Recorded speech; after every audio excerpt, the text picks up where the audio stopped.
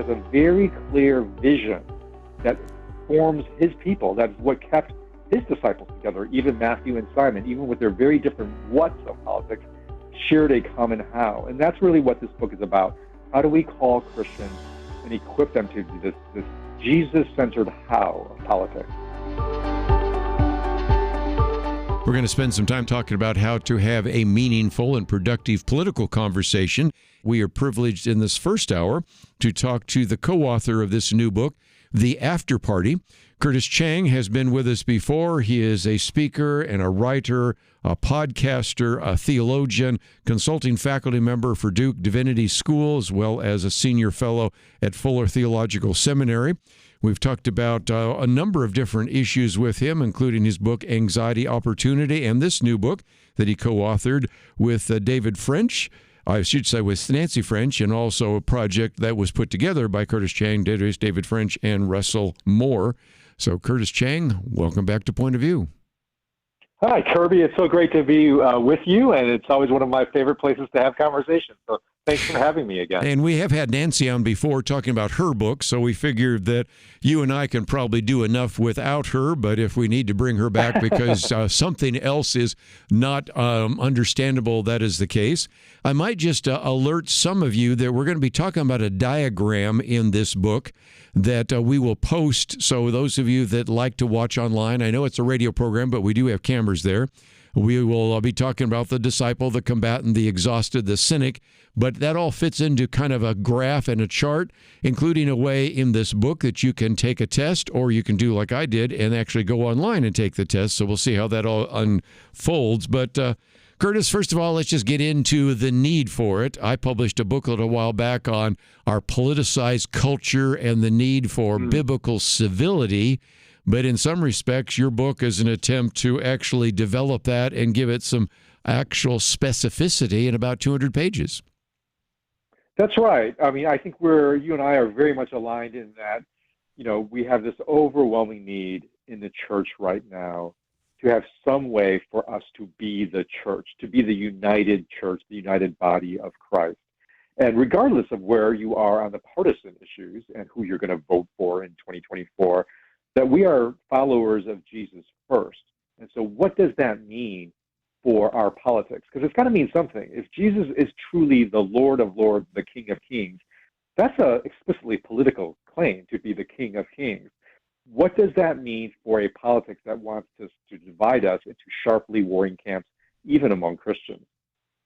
And again, one of the things you talk about early on is the possibility that many of the readers of the book, or let's now talk about the listeners to this program, have individuals that they no longer communicate with, either in the church or out in the culture, in the family, or whatever, simply because of a disagreement about politics. And that is actually now gotten so bad that sometimes you almost won't have people sit next to each other at a sporting event. If there's one thing that usually brought people together, Republicans and Democrats, conservatives and liberals, is that at least we all could cheer for my home team and boo the away team. But even that has been affected in some very dramatic ways, hasn't it? That's a great point about just how much politics has come to be the King of Kings, the Lord of all, partisan identities, such that, even these sort of fun little allegiances and tribal affiliations that were just fun, right, to have, now even that is getting sucked up into it. And this is a big part of why we wrote the book, just at a very personal level of that all Nancy, myself, David French, Russell Moore, we have all of us experienced deep, painful relational losses in our lives. And I think we're not alone. All the data tells us that Americans are more divided than ever before, even across, their family lines, their extended family lines. That Thanksgiving dinners are fraught experiences now where, people are disinvited or don't talk to each other because they know they hold different partisan political views. And then certainly churches as well have fragmented and split. Pastors are struggling to hold together churches where there are political differences present in the congregation. And so this is a virus that has infected so many relationships and affected us, our whole experience as Christians. such that I think it's a crucial issue that we recenter our highest allegiance on Jesus and figure out what that means. And so our book is trying to do that. It's trying to present a way of thinking and talking about politics in which partisan divisions on the issues, the what of politics, are not the King of Kings, but that Jesus is instead. I just mentioned the 6 chapters, 200 pages, published by Zondervan, and you can find it in your local bookstore, but we, as you might imagine, have a link that you can follow as well. You know, they just finished off the 4th season of The Chosen, and you have a section here on politics in Jesus' day, and anybody that's been watching The Chosen lately, they've made a real distinction between, say, the Zealots and the Pharisees who opposed the Romans, and the Herodians and the Sadducees and the tax collectors who cooperated with the Romans. Right. So in some respects, this division that we talk about here in the 21st century existed in very significant ways in the first century, didn't they? It did, and it's so important to understand that about Jesus and how he formed his party, his disciples, is to understand the political context. Because I think there is this temptation to think, oh, the political divisions of red and blue of our day are so monumental, so significant, that really we ought to line up our faith on one side or the other. That, of course, you know, all Christians should be Republicans, or all Christians should be Democrats, all Christians should be anti-Trump or anti-Biden or whatever, right? Whatever we get.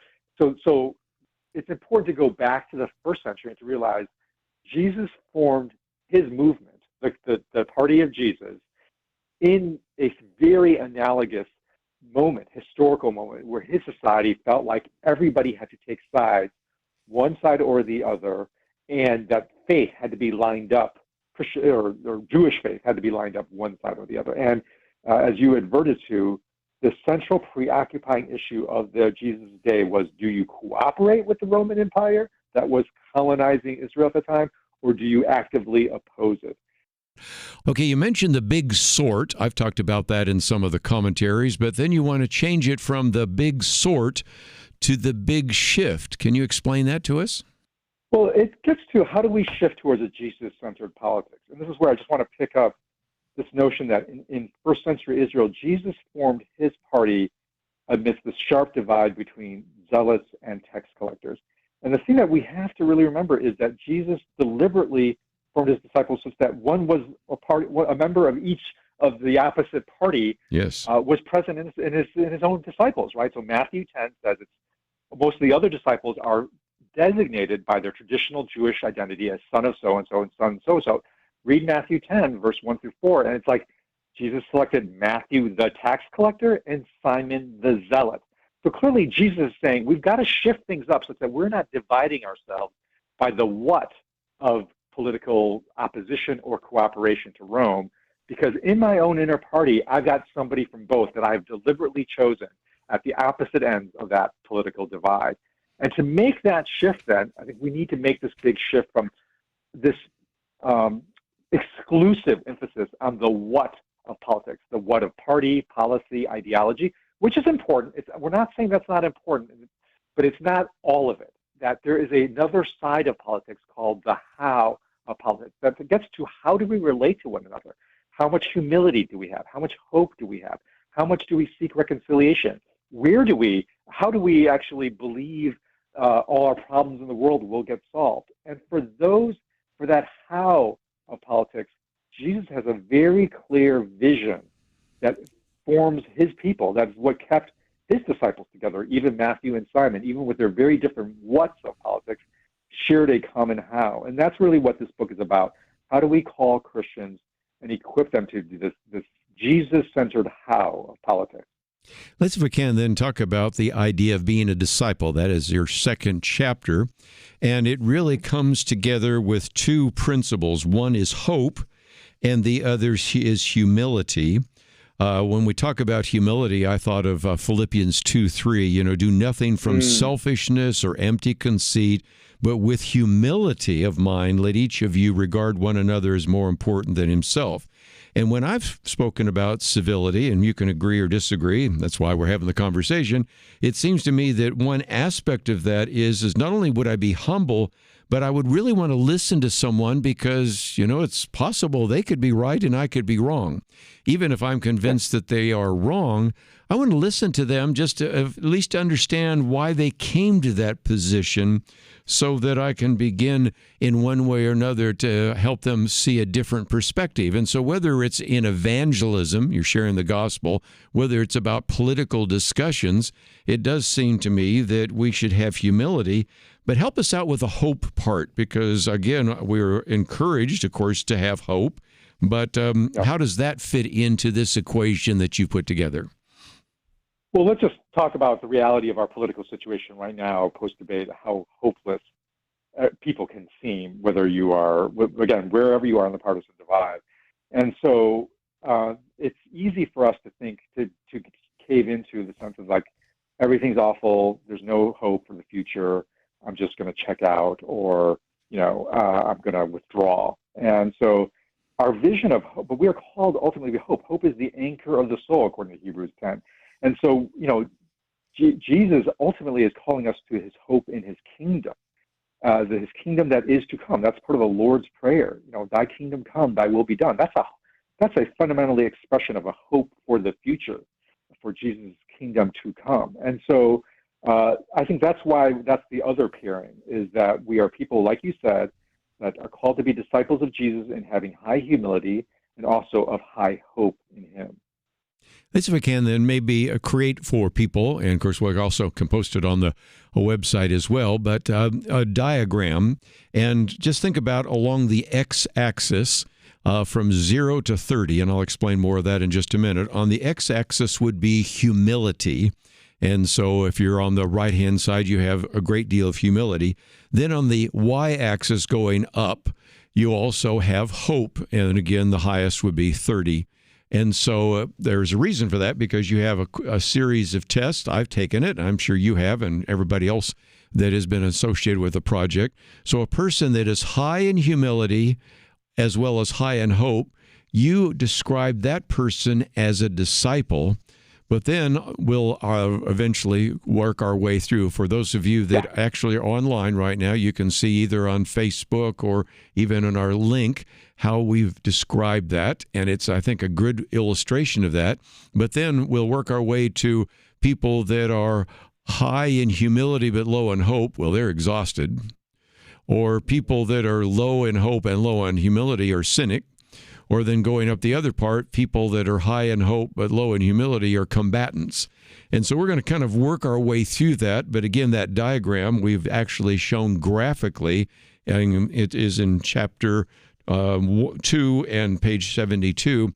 But it's a good way to begin to illustrate people that, quite frankly, Curtis, I run into every single day. One of the things we do from time to time here at Point of View is we go out to various places where our radio program is broadcast. Most recently, we were in Michigan. Before that, we were in Arizona. And wherever we are going at the moment, we have a chance to meet people. And I meet some people that have just said, I am exhausted. This whole political process has worn me out. Or some that are saying, I just don't think we're ever going to bring anybody change. I think this is the end of the republic as we know it. And everybody that's being elected, as I mentioned in one of my commentaries last week, young people agree, almost 2/3 agree with the idea that all politicians are corrupt. And then you have the combatant. Those are the individuals still out there swinging and fighting. And so you've identified, in a sense, 4 different types of individuals that you and I have run into on a pretty regular basis. That's right. I think that, I don't know if this is completely exhaustive, but I think most people can find themselves somewhere in these 4 quadrants. And I think they are actually characterized by where your levels of humility and hope. So, yeah, I'm happy to walk people through it if that would be helpful. These four categories. You lead the way, Kerby. Well, I will. And first of all, we want to talk about a disciple would be the individual that has the highest rating, both in hope and as well as humility. And so let's take the combatant. That would be the person that's in the upper left-hand corner. This is an individual, maybe isn't very humble, but he or she is just full of aggression. And you talk about this idea of having a partisan mind versus the mind of Christ. Can you explain that? Well, the partisan mind is one who believes they're absolutely right and their side is absolutely right. So, and they think they can win. So they're high in hope because they think they win, but they have very low humility. They don't think the other side has anything to offer them and only just needs to be vanquished, right? So, and that's really different than the disciple who is high both in humility, because that's why they're a disciple. They think they need to learn. That's why they have attached themselves to a master, and they think they found the master. They found the rabbi. They found the one who can teach them. So they're high in hope. So for the combatant, we're trying to say, hey, stay high in that sense of hope. That is a really great thing about who you are, that the world is worth engaging in, but try to grow in humility so that you can become more like a disciple. Well, and again, we certainly see most politicians, not all, I don't want to paint with a broad brush, but a lot of politicians, they're really high in confidence and high in their own opinion, and sometimes you can't tell them anything. So this is certainly illustrative of people that are in political office, but it's also illustrative of a lot of people that get on Twitter, Facebook, and other posts and are the ones that are oftentimes driving the discussion, oftentimes making bold assertions for which there are only scant amount of evidence or facts. Yes, that's right. And, I think that the reason why they have an outsized influence is because they still care. So they are the ones dominating the discussion, dominating the spirit, the feel of conversations in various settings. Those combatants are smaller in number than you think, but they're outsized in influence because they're one of the few people, other than disciples, that still has hope that keeps them engaged in the arena. And again, we've talked about the hidden tribes because, as you point out, sometimes great deal of polarization, great deal of confidence, but not necessarily any nuance, and yet they are the ones that oftentimes are driving the discussion.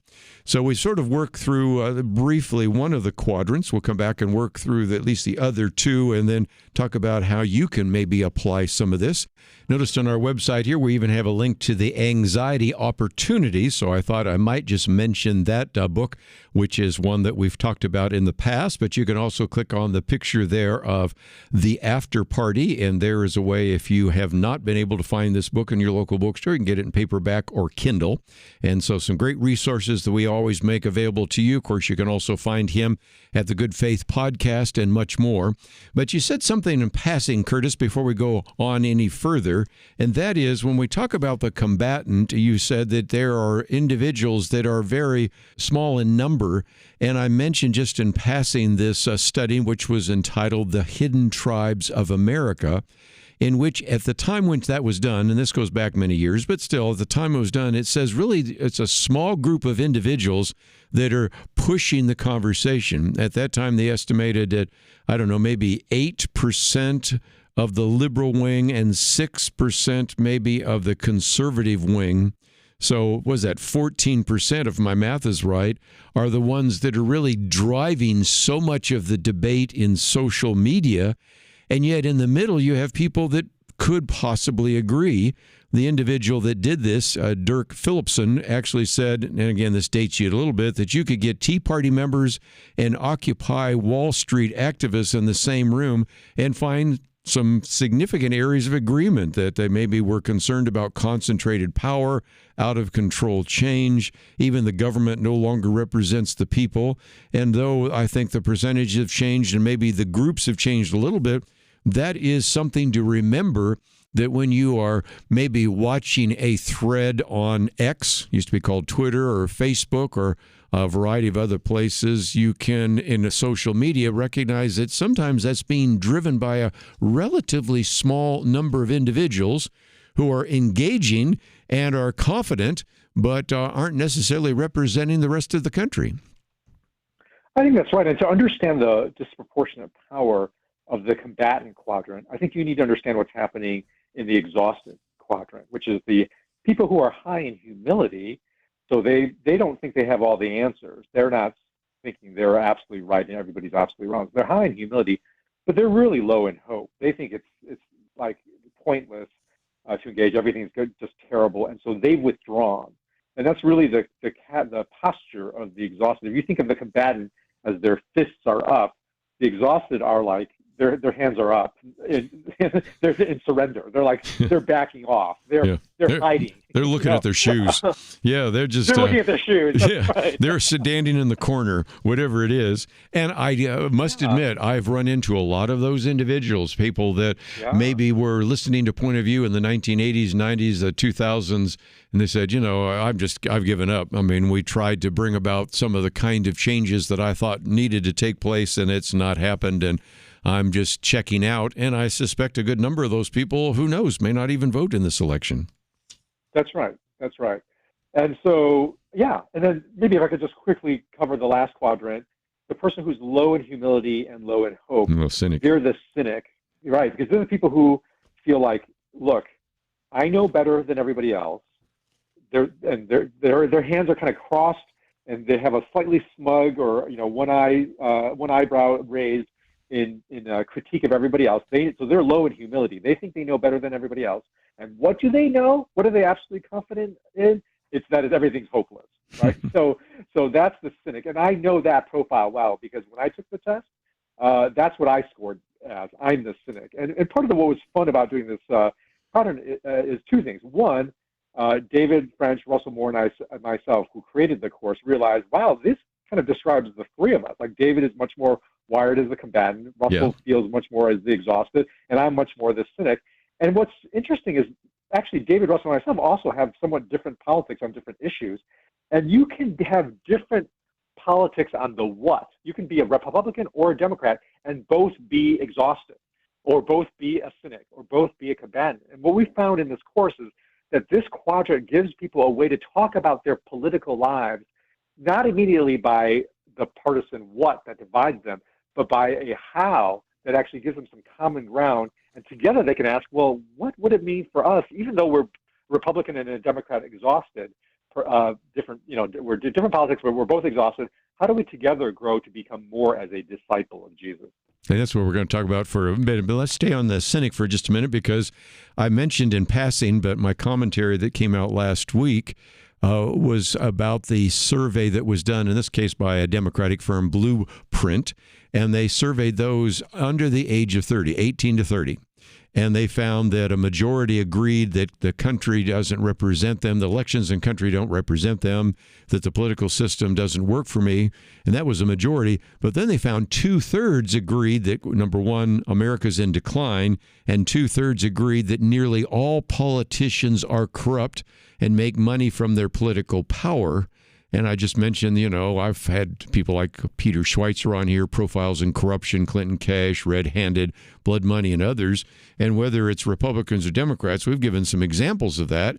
And so there, I think, now gets us into, well, how can we help people that maybe are, like yourself, somewhat cynical, to maybe move more into that category of disciple. And that's, I think, really what the rest of the book is about. So give us maybe some thoughts there for people that already are getting really cynical about this. You even used an example that Jonah was kind of cynical, so you have a biblical merit, a biblical example there. But how do we begin to move people in the other direction? Yeah, well, again, it's this, I think, where the hope-humility quadrant is helpful, because if you're exhausted, you need to grow in hope. If you're a combatant, you need to grow in humility. And if you're like me, a cynic, you got some more extra work because you need to grow in both. And it all centers around being a disciple of Jesus, of how do we have the humility of Jesus and the hope of Jesus, not of the partisan world, not of Republican or Democrat vision of hope or their vision of humility, but the Jesus vision. And this is where I think in our book, we have a chapter on each, because I think to follow Jesus is to know that, wow, I don't have all the answers. That's what a disciple is somebody who says, I don't have all the answers. Jesus needs to teach me.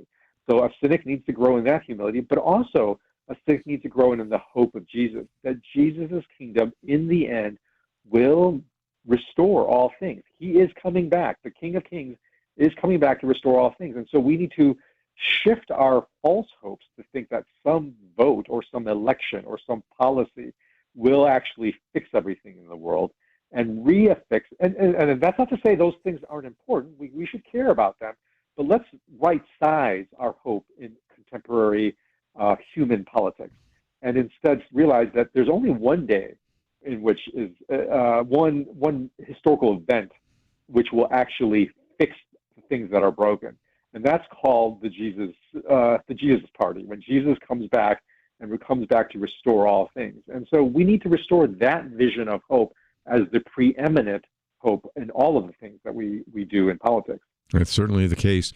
Just before we go any further, let's talk about how people can use this, because you have a section where you have a particular story. In the case of Exhausted, you have a story from Russell Moore and one from Nancy French, both of which are really kind of powerful, to put it mildly. But then at the end, you have a section called Reflection Exercise.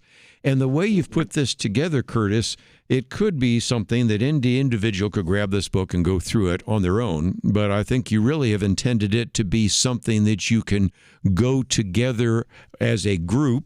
There is a QR code. I couldn't get it to work, so I just used the typing in the actual place, and you can actually take a test and see where you come down on that. But you really intended, in many cases, for this to be something that could actually be a group study, didn't you? I did, and we wrote the book as a companion to our video course. That's a 6-session course for small groups, Bible studies, Sunday school classes, prayer groups to go through together. Because remember, the thing we're trying to address is the way in which politics has divided us and isolated us from one another. So we think the solution is not just the content, although I think that's really important, but a content that actually we experience as something that brings us back together. So we do encourage people to read the book, and then if they think it's a good, they like the material, they think it is Jesus-centered and but biblically based, then invite your friends to go through it. And you can invite your friends to go through it with it as a book study, and that's certainly fine. But also maybe to take it as a video course where we have small video segments that are from Russell, David, and myself, or us together, and other video segments that's interactive, that has discussion questions and reflection exercises. It's really a great course. We've had almost 100,000 people go through the course in one fashion or another. And people are just giving us great feedback for what that experience is like, to finally be able to talk about politics with other people and not have it be, controversial, sensitive, anxiety-inducing, but really something that brings people together. And I thought we might talk about a practical exercise that you put together. And the first step, you said, was to identify someone from your disappeared ones list. We talked about that earlier. Somebody that used to be close to you, used to be close to that individual, and now you avoid talking to them. Even if you're in the same town, you don't necessarily say hello to them or anything. Then use the fact that you've been reading this book or watching the video as an excuse to reestablish the contact and explain that you've learned some things, and that maybe whether he or she would be willing to take the assessment, and then agree to some ground rules like could we go through these 10 questions, and the questions, of course, what profile do you have, and do you believe that accurately describes you, and this kind of thing. So your goal here is to take this from just a hypothetical, abstract idea into something that could be used to knock down some barriers and build some bridges. Talk about how you've been trying to get that implemented, and maybe some of the success you've had with the video series. Yeah, we've had a lot of success. We've had couples go through this exercise, like actually married couples who have had tension and division in their marriage because of the whole different politics, go through this exercise and found out that it actually opened up their eyes towards one another in some really helpful, healing ways, to people in extended families, to other relationships. So it's been really encouraging to see that when we can shift the conversation to the Jesus-centered ground about how we are relating to one another, it actually provides some common ground. It doesn't mean we're all going to, at the end of that process, think the same thing or change our minds on the what of politics, that somebody is going to change who they vote for or their party affiliation. That's not what we're trying to do. That's not what the after party is about. It is about finding the higher common ground. And so we think that this is at least a start, is for people to identify one person that they may be able to have this conversation about. Hey, are you exhausted? Are you cynic? Are you combative? that you can have, even if you are holding different what politics, you can still have this how conversation. And perhaps even as together, as both people are Christians, talk about, well, how do we follow Jesus and become more of a disciple that is high in both humility and hope together? And again, one of the things you say is that this may be somebody who's not a Christian, but it works better with a Christian. And it seems to me that some of the ground rules are in the scriptures. Proverbs 15 says, "A gentle answer turns away wrath." I'm thinking that the book of Romans, especially Romans 12, or the Apostle Paul's talking about to abhor what is evil, bless those who persecute you, do not overcome evil with evil, but overcome evil with good. Of course, even just the idea of the golden rule, treat other people as you would like to be treated. It seems to me that when we talk about the ground rules, we're talking about if you're both believers, it seems to me you should at least accept those ground rules because those are all biblical principles, aren't they? Exactly right. Or if you want to, like Jesus, sum it up like the second greatest commandment, love your neighbor as yourself. We are neighbors. We are people. And neighbors don't always agree on everything. Neighbors don't always see things eye to eye. But somehow we are called, even when we are neighbors who disagree on things, to love one another. And this is the path of of spiritual growth towards Jesus. It's the second greatest commandment he gave us. So again, I might just point people to the Good Faith podcast. And again, you have all sorts of situations. Matter of fact, you've had some conversations with Tim Alberta, because that book has been certainly creating some controversy as well. And then the issue of politics of threat detection with David French. And of course, you, as we were talking about off air, talked a little bit about the unseen spiritual powers shaping our world with N.T. Wright. And Secret Life of Pastors, Mark Turman, who, of course, works with the Denison Forum. So it's a number of individuals that we have interviewed before, and you have interviewed as well. And so if people want to know a little bit more about the Good Faith podcast, they can check into that as well. So, Curtis, it's always just been great to have you on the program. Say hello to Nancy. We had her on the program a while back to talk about her book. And thank you again for writing the book and giving us some time today here on Point of View. Kerby, the conversations with you are always my favorite conversations when I'm out promoting a book, because you are the most thoughtful interviewer who's actually read this stuff and thought about it deeply. So it's always a privilege. I'm happy to come back anytime you want me. Well, that sounds like an open invitation, so let's do so. Thanks for joining us. And I hope you, again, have appreciated all that we've talked about today. And don't forget that if you would like more information about what we're talking about, you can find it at the website pointofview.net. That's all we have for today. We look forward to seeing you next time right here on Point of View Highlights.